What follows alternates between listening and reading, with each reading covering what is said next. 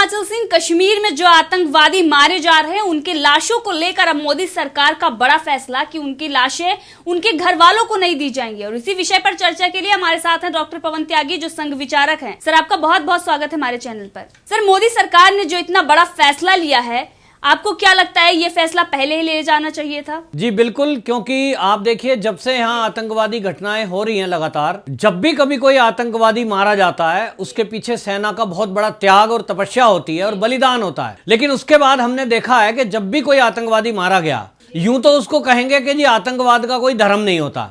जब मनमोहन सिंह प्रधानमंत्री थे तब उन्होंने कई बार इस बात को कहा है कि मीडिया चैनल वाले और बाकी लोग और विपक्ष, जो बीजेपी विपक्ष में थी उस समय, तो जब भी वो बात करते थे कि भाई एक जो है ये पाकिस्तान से टेररिस्ट आ रहे हैं, ये है, तो कहते थे नहीं, इनका आप ऐसा किसी एक विशेष धर्म से ना जोड़िए। आप जहां भी पकड़े जा रहे हैं, एक विशेष धर्म के लोग पकड़े जा रहे हैं, उनको टारगेट नहीं करें, क्योंकि आतंकवाद का कोई धर्म नहीं होता। तब कुछ लोगों ने, भाजपा के लोगों ने भी और देश के कई हिस्सों से ये आवाज उठी थी कि जब किसी आतंकवादी का धर्म ही नहीं है, तब क्यों ना उन आतंकवादियों को एट द स्पॉट तेल डालकर जला दिया जाए। फिर आप क्यों कहते हो कि साहब उन्हें दफनाना ही है? क्योंकि दफनाया तो एक विशेष वर्ग में जाता है। और ये कोई भी देश ऐसा नहीं करता कि टेररिस्ट है तब उसको ट्रीटमेंट कैसा, कोई विशेष ट्रीटमेंट नहीं। अमेरिका हो, कोई भी हो, ब्रिटेन हो, जिन्होंने आतंक से लड़ते हुए काम किया है, उनकी सेना कोई उनको अंजल मंजल करने में मेहनत थोड़ी लगाती है। तो ऐसी बात उठी थी, लेकिन हमेशा कांग्रेस ने इस बात का विरोध किया और ये कहते रहे कि नहीं साहब, आतंकवाद का तो कोई जात नहीं होती, कोई धर्म नहीं होता, लेकिन आप किसी एक वर्ग को टारगेट ना करिए। तो ये सब बात बोलते रहे।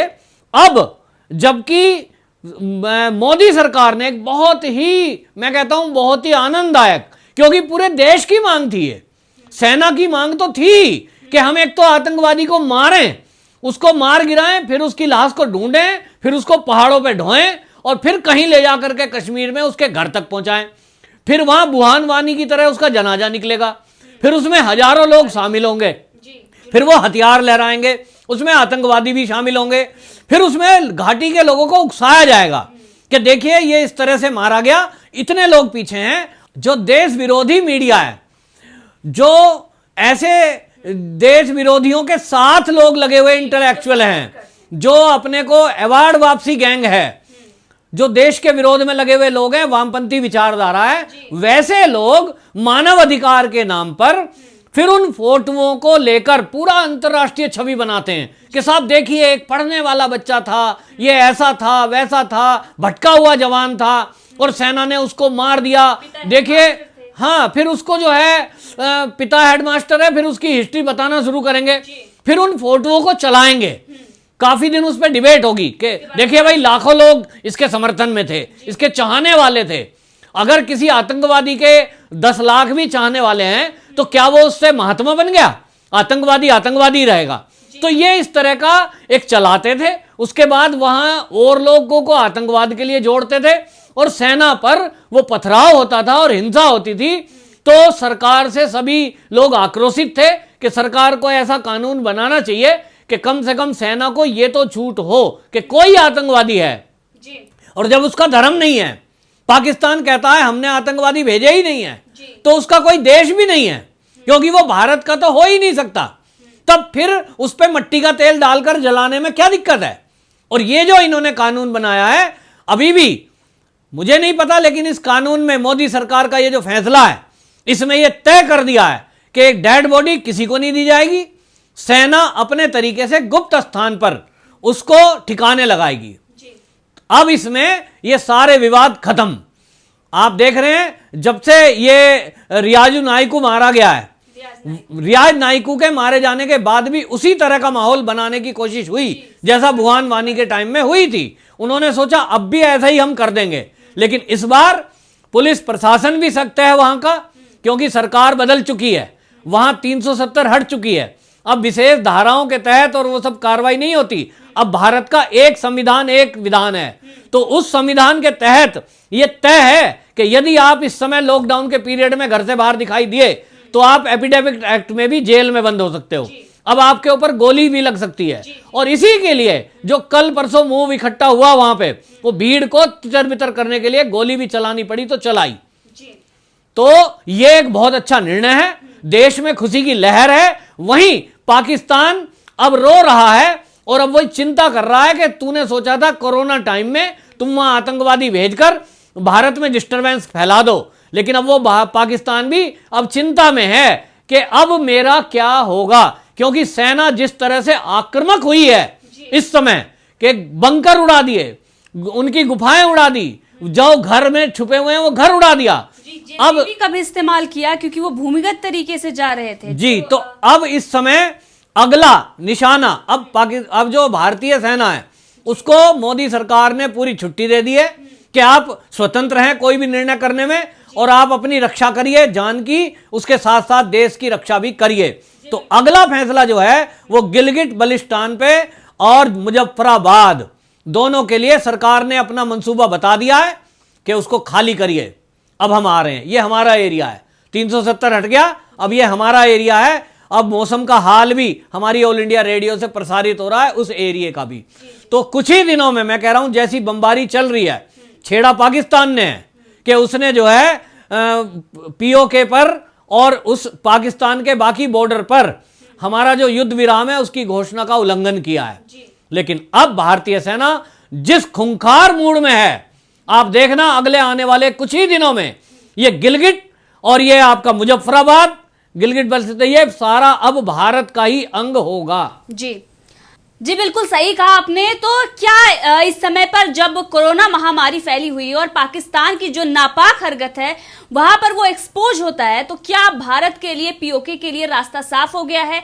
क्योंकि जिस तरीके से आतंकवादी आ रहे हैं, पाकिस्तान इससे नकार रहा है हर बार, लेकिन जो हमारे आईजी विजय कुमार ने जिस तरीके से बताया कि पाकिस्तान के ही आतंकवादी थे, डीजीपी दिलबाग सिंह ने भी इसकी पूरी पुष्टि की है कि पाकिस्तान के ही थे। तो अब भारत के लिए, पीओके के लिए, अब जब उनसे इससे पहले भी गिलगिट बल्टिस्तान के, जिससे आपने बताया कि बल्टिस्तान के लिए भारत ने अपना रुख सख्त कर दिया था, तो क्या पीओके के लिए भी अब भारत संघर्ष करेगा? देखिए, ये जो अवसर है, ये आपने देखा कि पाकिस्तान हमेशा डिनाई मोड में रहता है, उसको तो मानना नहीं है। लेकिन अब भारत ने भी तय कर दिया है कि भाई हम पीओके पे, तो ये हमारा एरिया है, इसको खाली करिए। और इसके लिए वहां की जो जनता है पीओके में जो रहते हैं, उन्होंने भी विरोध प्रदर्शन काफी समय से किया है। और जब से मोदी सरकार आई है वो लोग खुल के खड़े हो गए और उन्होंने कहा मोदी जी आप हमें भी आके बचाओ।